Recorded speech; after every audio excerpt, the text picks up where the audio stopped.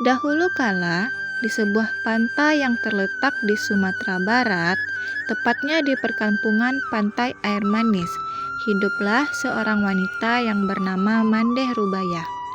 Sebelumnya, Mandeh Rubayah hidup bersama suaminya di pedalaman, tetapi hidup mereka sangat kurang beruntung. Agar dapat merubah nasibnya, mereka kemudian pindah ke perkampungan nelayan di tepi pantai Air Manis. Di tempat itu, suami Mandeh Rubayah merubah mata pencaharian dari tukang perambah hasil hutan, sekarang menjadi nelayan ikan. Mereka bersyukur karena rezeki datang dengan lancar. Hidup mereka tidak lagi kesulitan. Beberapa tahun tinggal di perkampungan nelayan, mereka dikaruniai seorang anak laki-laki bernama Malin Kundang. Malin Kundang sangat disayang oleh orang tuanya. Waktu Malin Kundang kecil, Malin anak yang sehat dan gesit, suka lari-lari ke sana ke sini, dan Mandeh Rubayah asyik dengan sirihnya sambil bersandar di bawah pohon rindang. Dengan beberapa alat cucian seperti ember, bakul, dan bangku yang berserakan di rerumputan tempat Malin Kundang bermain. Malin suka bermain dengan hewan peliharaannya, yaitu seekor ayam bernama si Burik.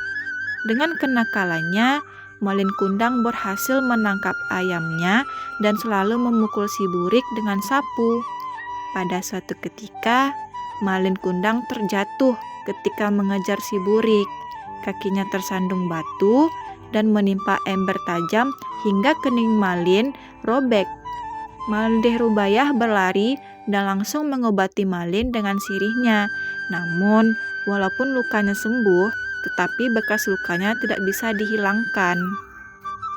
Ketika Malin Kundang berumur 10 tahun, Malin sering diajak ayahnya untuk pergi ke laut untuk diajari menjadi nelayan. Harap sang ayah nantinya Malin Kundang bisa menjadi pemuda yang tangguh, terampil sebagai nelayan sejati, sehingga mampu mencukupi kebutuhan sendiri. Meskipun masih anak-anak, Malin Kundang sudah melihatkan wataknya yang berkemauan keras. Otaknya cerdas dan pandai bergaul sehingga disukai oleh teman-temannya. Di sebuah kota besar Bugis, hiduplah seorang gadis kecil bernama Ambun Sori. Ambun Sori adalah anak tunggal dari keluarga pedagang kaya. Sejak kecil, Ambun Sori tumbuh dalam lingkungan yang penuh dengan kemewahan. Rumahnya besar, dengan halaman yang luas. Dihiasi oleh pohon-pohon buah dan bunga-bunga indah. Ambun Sori selalu mendapatkan apapun yang diinginkan. Namun, Ambun Sori tinggal sendirian semenjak ibunya meninggal dan ayahnya pergi.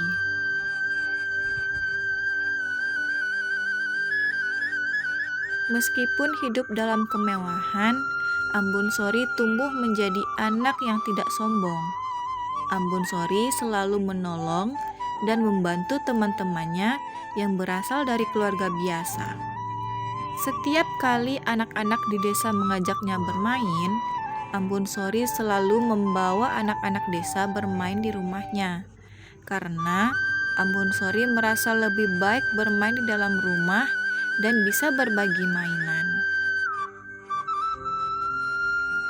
Pada suatu hari, ayah Malin pamit kepada Mandeh Rubayah dan Malin Kundang untuk berangkat melaut ke negeri seberang. Sang ayah berpesan kepada Mandeh Rubayah untuk menjaga Malin Kundang dengan baik. Ketika sang ayah berangkat, Mandeh Rubayah tidak seperti biasanya. Mandeh Rubayah merasakan perasaan haru di hatinya. Kepergian suaminya kali ini dirasa sangat berat. Sang suami berangkat dengan hati lapang, dan Malin Kundang masih sempat melambaikan tangannya ketika sang ayah melangkah menuju ke perahu. Beberapa hari kemudian, perkampungan nelayan dilanda wabah penyakit yang mematikan. Sudah banyak masyarakat di sana yang menjadi korban. Malin Kundang termasuk salah satu orang yang terkena penyakit itu. Mandeh Rubayah semakin gelisah karena suaminya belum kembali ke rumah. Sementara penyakit Malin Kundang makin hari makin bertambah parah. Mandeh Rubayah berusaha mengobati Malin dan mendatangkan seorang tabib yang terkenal di perkampungannya untuk mengobati Malin Kundang. Mandeh Rubayah bertanya-tanya kenapa suaminya belum pulang, padahal sudah seminggu. Sehingga Mandeh Rubayah berpikir, apakah suaminya mendapat musibah di tengah laut hingga Mandeh Rubayah berlinang air mata. Atas kesungguhan usaha dan ketulusan doa Mandeh Rubayah, keadaan Malin Kundang berangsur-angsur membaik. Dan tak lama kemudian, Malin Kundang sembuh dari penyakitnya. Nyawa Malin Kundang hampir melayang saat itu. Akhirnya dapat diselamatkan berkat usaha keras Mandeh Rubayah. Karena tidak tahu berita suaminya lagi, Mandeh Rubayah membanting tulang dengan berjualan kue setiap hari, dari kampung ke kampung. Hasil dari jualannya sangat cukup untuk makan sehari-hari. Tak terasa hari berganti tahun, Malin Kundang sudah tumbuh menjadi seorang remaja. Hasil didikan ayahnya masih membekas dalam dirinya. Malin sudah sering ikut melaut bersama nelayan lainnya, hingga hasil tangkapan ikannya jauh melebihi teman nelayan lainnya. Sehabis pulang melaut, Malin Kundang sering duduk di tepi pantai sambil merenung. Malin Kundang berpikir, kalau Malin Kundang tetap seperti ini, Malin tidak akan bisa merubah nasib keluarganya. Apalagi sang ibu, yaitu Mandeh Rubayah, yang sudah tua, dan Malin belum pernah membuat sesuatu untuk menyenangkan hati sang ibu. Malin Kundang ingin sekali merantau untuk merubah nasib keluarganya, hingga Malin sering melamun duduk di pondok. Lalu Mandeh Rubayah bertanya, apa yang difikirkan Malin? Tetapi Malin hanya bisa diam dan tersenyum. Di satu pihak, Malin merasa kasihan kepada ibunya yang sudah tua dan harus meninggalkan ibunya sendiri. Di satu sisi, Malin merasa harus pergi meninggalkan kampung halamannya untuk merubah nasibnya. Dengan berat hati, Malin pun mengutarakan niatnya untuk membantu ibunya untuk mencari nafkah di negeri seberang, dengan harapan ketika kembali ke kampung halamannya nanti, Malin sudah menjadi orang yang terpandang dan kaya raya. Mandeh Rubayah sangat sedih dan tidak setuju dengan permintaan Malin, karena Mandeh Rubayah khawatir Malin tidak akan kembali seperti ayahnya. Namun, Malin berjanji, jika ia sudah menjadi orang kaya, Malin akan membawa Mandeh Rubayah keluar dari perkampungan nelayan ke tempat yang lebih bagus. Dengan kegigihan Malin, Mandeh Rubayah mengizinkan Malin pergi merantau untuk merubah nasib keluarga. Malin dibekali dengan nasi yang berbungkus daun pisang sebanyak 7 bungkus yang akan dibawa untuk pergi merantau. Malin segera berangkat ke pelabuhan besar dan ramai dengan diantar oleh Mandeh Rubayah, dan Malin juga meninggalkan kampung halamannya, yaitu Pantai Air Manis. Mandeh Rubayah melepasnya dengan cucuran air mata sambil menasehati Malin, jangan lupakan kampung halaman. Di dermaga pelabuhan, Malin melihat sebuah kapal besar yang hendak siap berlayar menuju negeri seberang. Lalu, Malin menaiki kapal. Kapal yang dinaiki, Malin semakin lama semakin jauh dengan diiringi lambaian tangan Mandeh Rubayah. Berbeda dengan Ambun Sori tumbuh menjadi seorang remaja yang mempesona. Kecantikannya terkenal di seluruh kota Bugis. Begitu pula dengan kekayaan keluarganya yang melimpah. Sebagai putri tunggal dari pedagang yang sukses, Ambun Sori hidup dalam kemewahan, perhiasan berkilauan. Namun, bukan hanya kecantikannya yang menarik perhatian, melainkan juga kebaikan dan kecerdasannya. Dalam perjalanan, Malin bertanya kepada nahkoda, apakah Malin boleh menumpang untuk pergi ke negeri seberang. Sang nahkoda membolehkan Malin menumpang di kapal dagangnya yang hendak pergi ke Bugis. Selama berlayar, Malin teringat Mandeh dan kampung halamannya karena akan lama pergi merantau. Saat Malin bermenung, nahkoda datang menghampiri Malin untuk mengajak makan bersama. Malin menceritakan keinginannya kepada nahkoda sehingga sang nahkoda iba dan mengangkat Malin sebagai anaknya. Dengan kegigihan dan kepintaran Malin dalam bekerja sebagai awak kapal dagang, Malin disayang oleh sang nahkoda tempat dia bekerja. Tak jarang Malin juga meluangkan waktu untuk membantu keperluan pribadi sang nahkoda. Suatu hari, kapal sampai berlayar ke kota Bugis, yaitu kampung halaman nahkoda. Semenjak istri nahkoda meninggal, nahkoda tinggal bersama anak perempuannya, yaitu Ambun Sori dengan pembantunya. Dengan kedatangan nahkoda dan Malin, Ambun Sori terkejut memandangnya. Ayah yang sudah tidak lama pulang akhirnya kembali dan membawa anak bujang. Ambun Sori bertanya, "Siapa anak bujang itu?" Dan nahkoda menjelaskan, dia adalah Malin Kundang, pengasuh nahkoda. Nahkoda menggoda Ambun Sori karena Malin yang sangat gagah, membuat Ambun Sori malu-malu. Hari berganti hari, Malin bekerja membantu Ambun Sori dengan sepenuh hati. Ambun Sori memandang gembira karena menganggap Malin Kundang saudaranya. Keesokan harinya, nahkoda dan Malin berangkat berlayar lagi. Ambun Sori merasa sedih karena ditinggalkan lagi. Hari berganti bulan. Malin semakin disayang oleh nahkoda dan anak kapal. Suatu hari, Malin terbayang wajah cantik Ambun Sori. Sehingga Malin bertanya-tanya, apakah nahkoda mau mengizinkan Malin menikahi Ambun Sori. Malin dan nahkoda kembali ke Bugis untuk melihat Ambun Sori. Malin semakin jatuh cinta karena Ambun Sori bertambah manis. Malin bekerja dengan keras dan pintar, membuat Ambun Sori menyukai Malin Kundang. Berjalannya waktu, nahkoda sudah semakin tua, sering sakit-sakitan. Nahkoda menitipkan surat, jika dia meninggal, seluruh kekayaannya diwarisi ke Malin Kundang dan menikahi Ambun Sori untuk menjaganya. Malin membaca sambil menangis. Hari pun berlalu, nahkoda meninggal. Anak kapal datang beramai-ramai dan Malin duduk meratapi. Mereka bingung mau dibawa kemana nahkoda dimakamkan karena masih di tengah laut. Mereka dapat perintah untuk dikubur di laut saja karena daratan masih sangat jauh. Nahkoda dimandikan dan dibungkus dengan kain kafan lalu disembahyangkan. Nahkoda diletakkan di busi pemberat dan diikat lalu diluncurkan ke dasar laut.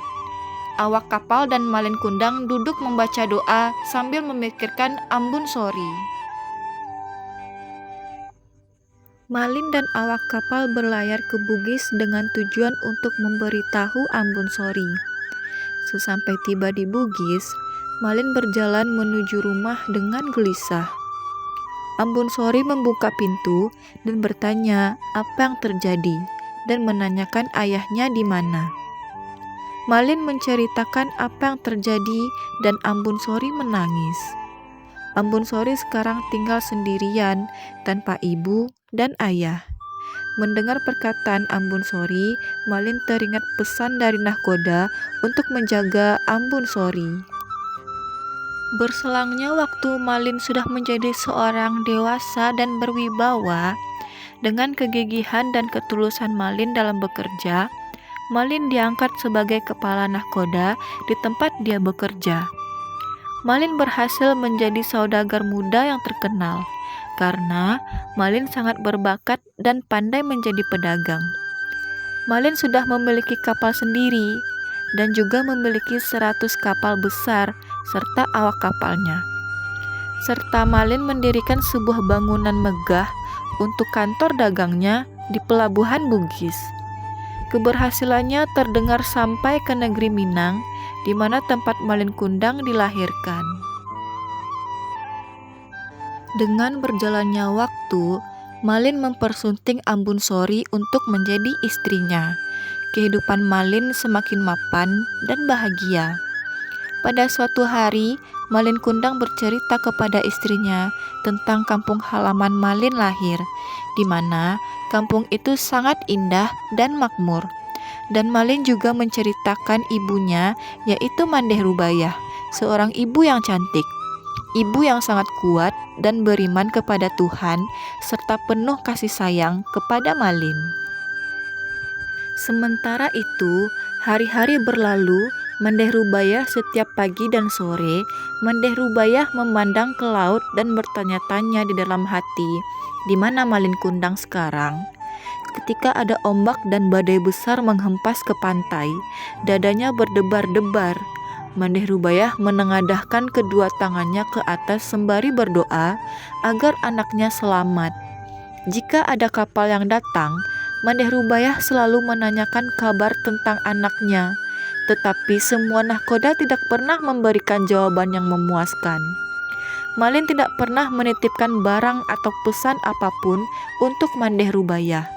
Itulah yang dilakukan Mandeh Rubayah setiap hari selama bertahun-tahun hingga tubuhnya semakin tua. Pada suatu hari, Mandeh Rubayah mendapat kabar dari teman yang pernah merantau ke Malaka, bahwa Malin sekarang telah menikah dengan seorang gadis cantik putri kaya raya. Mandeh Rubayah turut gembira mendengar kabar itu.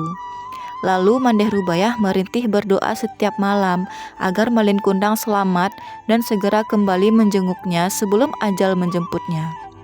Namun, hingga berbulan-bulan, semenjak Mandeh Rubayah menerima kabar, Malin belum juga datang untuk menjenguknya.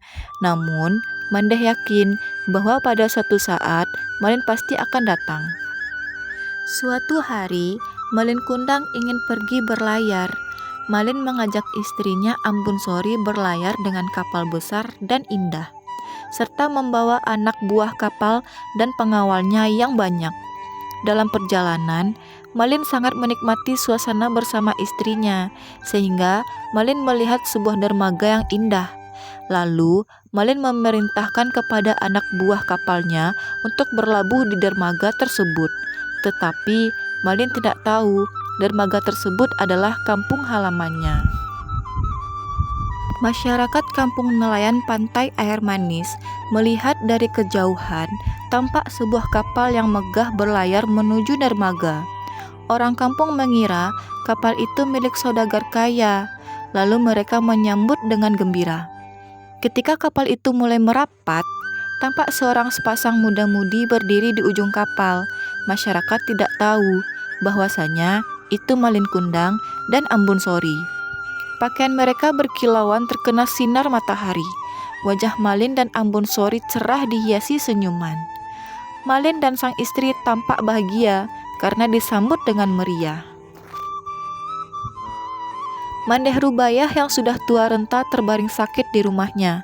Lalu, salah satu masyarakat desa mendatangi rumah Mandeh Rubayah untuk mengajak Mandeh Rubayah melihat kapal yang berlabuh. Mereka memapah Mandeh Rubayah yang berjalan tertatih-tatih dengan pakaian compang-camping menuju tepi pantai. Dengan susah payah, Mandeh Rubayah ikut berdesakan dan berulang kali memanggil nama Malin dari kejauhan sambil melihat dan mendekati kapal. Jantungnya berdebar kencang. Dia sangat yakin sekali bahwa lelaki yang dia lihat adalah anak kesayangannya, yaitu Malin Kundang. Ketika Malin dan Ambun Sori turun dari kapal, Mandeh Rubayah menghampiri Malin. Mandeh langsung menatap bekas luka yang ada di keningnya. Mandeh Rubayah yakin lelaki tampan yang ada di depannya adalah Malin Kundang. Mandeh Rubayah langsung memeluk erat Malin Kundang sambil menangis terisak-isak, menanyakan kenapa Malin begitu lama pergi dan tidak memberi kabar.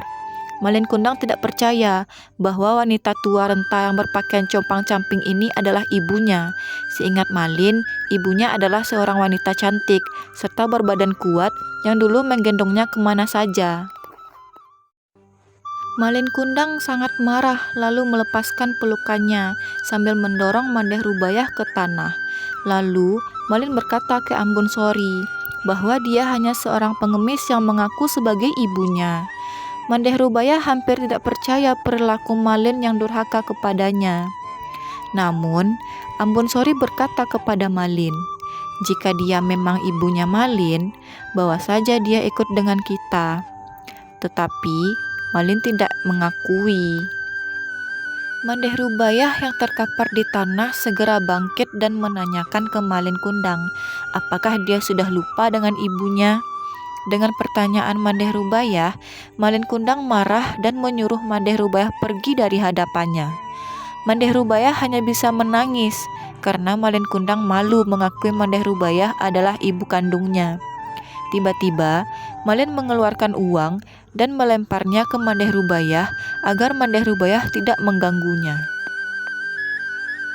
Mandeh Rubayah menangis sambil mengembalikan uang yang dilempar Malin. Mandeh Rubayah tidak ingin uang, tetapi Mandeh Rubayah hanya ingin pengakuan Malin bahwa Mandeh Rubayah adalah ibunya. Malin sangat marah mendengar perkataan Mandeh Rubayah. Lalu Malin menyuruh anak buahnya untuk menjauhkan Mandeh Rubayah dari hadapannya. Hati Mandeh Rubayah sangat hancur dan meminta maaf karena telah mengganggu Malin Kundang. Dengan penuh rasa kecewa, Mandeh Rubayah mampu berdiri dengan tegak, lalu menengadahkan tangannya dan berdoa jika dia adalah Malin Kundang yang dia kandung oleh Mandeh Rubayah selama 9 bulan 10 hari dan dibesarkan dengan cucuran air susu, maka berikanlah dia hukuman yang setimpal. Semua masyarakat desa kaget mendengar ucapan Mandeh Rubayah. Mandeh Rubayah bersimpuh di atas tanah dengan sungguh-sungguh, berdoa kepada Tuhan untuk memberikan kutukan kepada anak durhaka, yaitu Malin Kundang, yang sudah mencaci dan menghina ibunya sendiri di hadapan orang banyak. Malin Kundang dan Ambon Sori beserta pengawal dan penduduk pantai Air Manis berkerumun merinding mendengar ucapan Mandeh Rubayah. Mandeh Rubayah meninggalkan tempat sambil dipapah menuju rumahnya. Masyarakat terpana dan kemudian pulang ke rumah masing-masing. Rombongan Malin Kundang juga segera kembali ke kapal. Tak berapa lama, pantai Air Manis sudah sepi. Kapal Malin Kundang sudah berlayar ke tengah laut, meninggalkan bekas kekecewaan seorang ibu yang sudah tua. Di dalam kapal, Malin Kundang merasa gelisah dengan kutukan yang disampaikan ibunya. Bagaimanapun, Malin tidak bisa membohongi diri sendiri. Terbesit rasa sesal di dalam hatinya. Mengapa Malin tega berbuat demikian? Padahal, orang tua renta yang memeluknya adalah ibu kandungnya sendiri, yaitu Mandeh Rubayah. Di sudut hatinya yang lain, Malin menghibur diri, berdoa mudah-mudahan wanita tua itu bukan ibu kandungnya. Malin mengatakan kutukan tidak menjadi kenyataan karena dia hidup bahagia bersama Ambon Sori hingga hari tua. Kapal terus berlayar melalui Gunung Monyet menuju ke negeri Malaka. Tiba-tiba, cuaca yang tadinya cerah menjadi gelap. Tak beberapa lama, hujan turun dengan lebatnya disertai badai. Langit semakin gelap dan angin bertiup semakin kencang, serta gelombang laut yang semakin tinggi. Terdengar dentuman kilat yang menyambar membelah langit. Disusul hujan badai yang menimbulkan gelombang besar, mengamuk dan menakutkan. Jika alam sudah murka, tak ada lagi kesombongan manusia. Mereka hanya berusaha semampunya dan pasrah kepada Sang Pencipta alam. Malin Kundang keluar dari kamar kapal menuju ujung kapal. Malin berusaha memberi arahan kepada anak buahnya agar dapat mengendalikan kapal yang sudah tidak karuan arahnya. Tiba-tiba, Malin mengingat ibunya yang tua renta saat Malin mendorong ibunya ke tanah sambil berteriak. Ambon Sori yang mendengar terkejut dan menghampiri Malin yang sedang kebingungan dan ketakutan, seperti melihat hantu. Malin langsung berkata, wanita tua yang dia hina adalah ibu kandungnya. Malin menyadari bahwa dia sudah durhaka kepada ibunya sendiri yang telah melahirkannya. membesarkannya dengan air susu dan kasih sayangnya. Mendengar hal itu, Ambon Sori terkejut. Gemuruh ombak dan petir yang bersaut-sautan menambah seram suasana di tengah laut. Kapal oleng ke sana kemari tanpa dapat dikendalikan lagi. Ombak semakin tinggi menghempas dan menerjang lambung kapal Malin Kundang. Kapal menjadi terguncang hebat. Tubuh Ambon Sori terlempar ke laut yang sedang mengganas. Malin hanya bisa memandangi tubuh Ambon Sori yang terjatuh ke laut. Satu persatu anak kapal juga terlempar ke laut. Malin Kundang panik dan ketakutan sambil memanggil ibunya berdoa memohon ampun. Tapi nasi sudah menjadi bubur. Rasa sakit seorang ibu telah berubah menjadi kekuatan alam yang dahsyat. Gelombang laut semakin mengganas dengan diiringi badai dan kilat yang membahana, menelan teriakan Malin yang memohon ampun kepada ibunya. Tak terhindarkan lagi, di teluk pantai air manis, kapal Malin terhempas dan kandas, sehingga Malin Kundang tewas dengan perlahan menjadi kaku. Keesokan harinya, ketika matahari pagi memancarkan sinarnya, di kaki bukit terlihat kepingan kapal yang telah menjadi batu karang. Tak jauh dari tempat itu, ada sebongkah batu yang menyerupai tubuh manusia yang membentuk beserta ikan teri, ikan belana, dan ikan tenggiri berenang di sela-sela batu. Ikan itu berasal dari tubuh Ambon Sori yang terus mencari Malin Kundang. Konon, itulah tubuh Malin Kundang, anak durhaka yang dikutuk oleh Mandeh Rubaya. Ketika masyarakat perkampungan nelayan pergi melaut, jika ada ombak besar menghantam batu-batu yang menyerupai kapal dan manusia, terdengar bunyi seperti jeritan manusia dan berbunyi seperti manusia meminta tolong.